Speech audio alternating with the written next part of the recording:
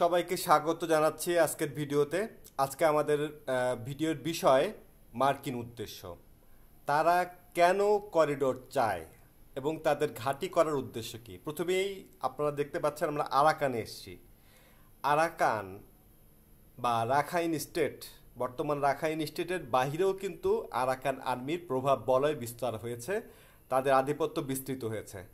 চীন স্টেটের দক্ষিণ পূর্বাংশ জুড়ে, দক্ষিণ পশ্চিমাঞ্চল জুড়ে তাদের বিস্তৃতি, এই যে যার ফলে বর্তমানে কার্যত বাংলাদেশের সাথে বার্মার কোনো প্রকারের সীমান্ত নেই। তো একদিনে কিন্তু এই আরাকান আর্মি এইটা বিস্তার লাভ করে নাই। প্রথম দিকে চীন যখন বুঝতে পেরেছে যে ইউনিয়ন অফ মায়ানমা, ওদের ভাষা অনুযায়ী ওরা ওইটাকে বলে, কিন্তু পশ্চিমারা বিশেষ করে ইউএসএ এটা স্বীকৃতি দেয় না, তারা বলে বার্মা।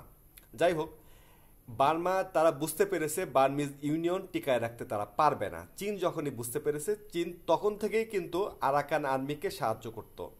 চীন কেন সাহায্য করবে চীনা ব্লকের বার্মার বিরুদ্ধে আরাকানকে? কারণ চীনের মূল লক্ষ্য হচ্ছে উপকূল, চীনের মূল লক্ষ্য উপকূল, চীনের মূল লক্ষ্য হচ্ছে আরাকান। কারণ এটা খনিজ সম্পদে ভরপুর একটা দেশ, তার এটা লাগবে।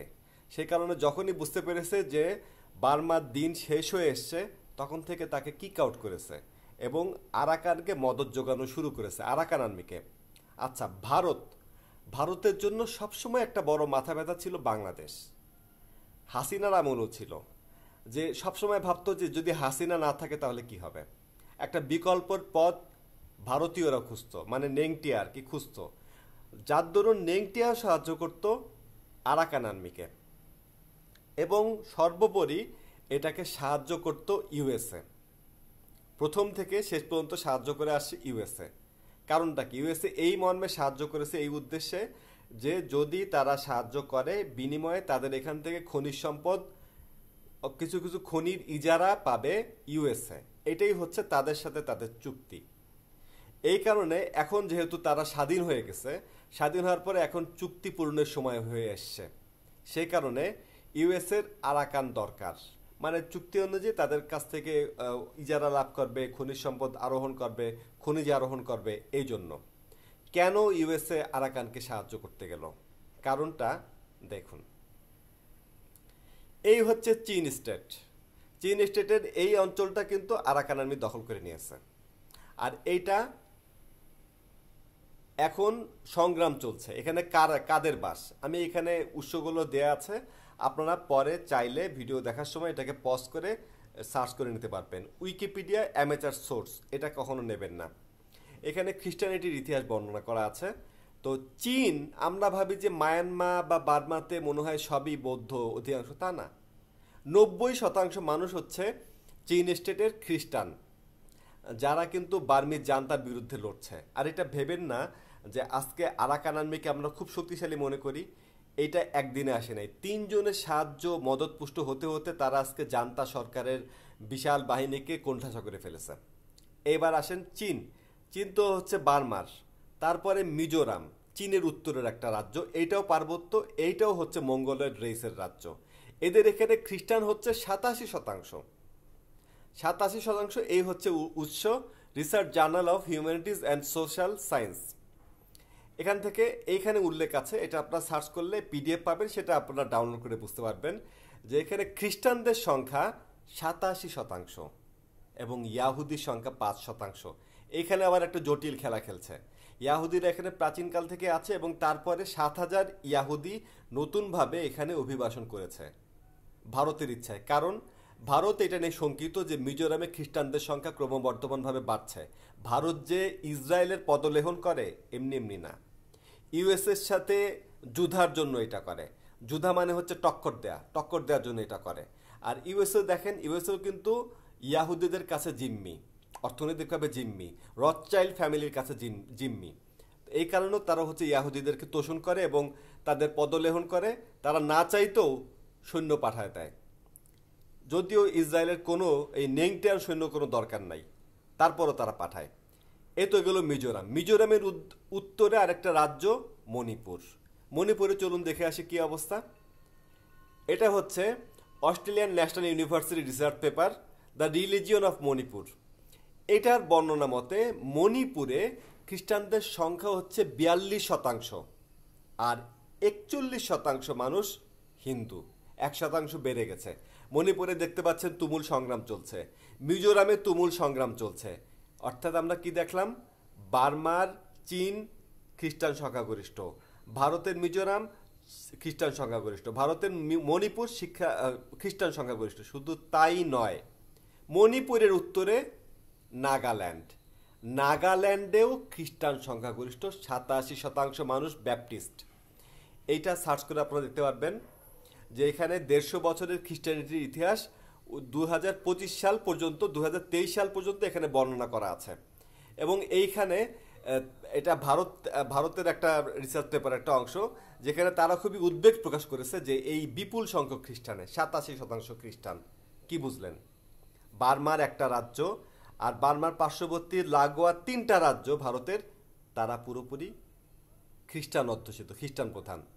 এবারে আসেন একটা গভীর সমুদ্র বন্দর, কাই আউ কফু উ, ওদের চুংচাক ভাষায়, এটা আমি বেশি উচ্চারণ করতে চাই না। এটার আগের নাম ছিল ব্ল্যাক ফোর্ট নামে একটা দুর্গ ছিল, সেখান থেকে পরবর্তীকালে এটা শেষ হয়ে যায়। এখানে একটা গভীর সমুদ্র বন্দর নির্মাণ করে চীনের সহায়তায়। চীনের মূল লক্ষ্য, আরাকান আর্মির কাছে চীনের দাবি, চীন হচ্ছে এই গভীর সমুদ্র বন্দর ব্যবহার করবে। চীন এই গভীর সমুদ্র বন্দর ব্যবহার করবে, এই দ্বীপের মালিকানা বা এই দ্বীপটাকে তারা ব্যবহার করবে, গভীর সমুদ্র বন্দর ব্যবহার করবে। গভীর সমুদ্র বন্দর ব্যবহার করে, এটা দেখেন, এটা কিন্তু আপনার মেইনল্যান্ডের সাথে যুক্ত গভীর সমুদ্র বন্দর। এখান দিয়ে তারা তাদের মালামাল পরিবহন করবে। তারা তো আরাকান আর্মিকে এমনি এমনি সাহায্য করে নাই, এটা চীনের উদ্দেশ্য। এবার আসেন ইউএসএ। এই হচ্ছে সিতুয়ে, এটার নামটা চুংচাক নাম আমার মনে থাকে না, আকিয়া বন্দর আর কি।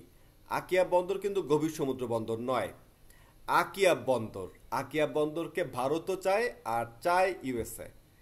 এটা সম্প্রতিকালে প্রকাশ করেছে আনন্দবাজার।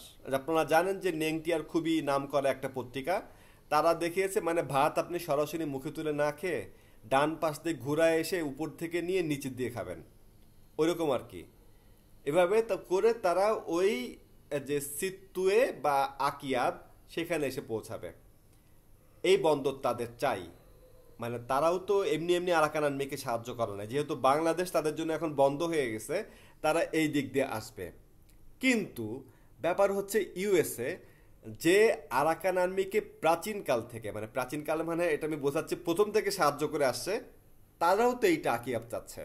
আরাকান আর্মি দুইটাকেই দেবে, তাদের দেশে মোট কথা ট্রানজিট দেবে, দুই দেশকেই দেবে। তবে ইউএসকে যেটা দেবে তাদের খনিজ সম্পদ আরোহণের সুযোগ।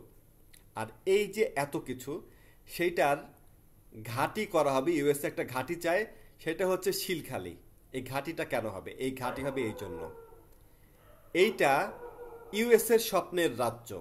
এইদিকে চীনের একটা অংশ, মূল অংশ, আরাকান আর্মি অধিকৃত অঞ্চল বাদ দিয়ে মিজোরাম, মণিপুর, নাগাল্যান্ড, এই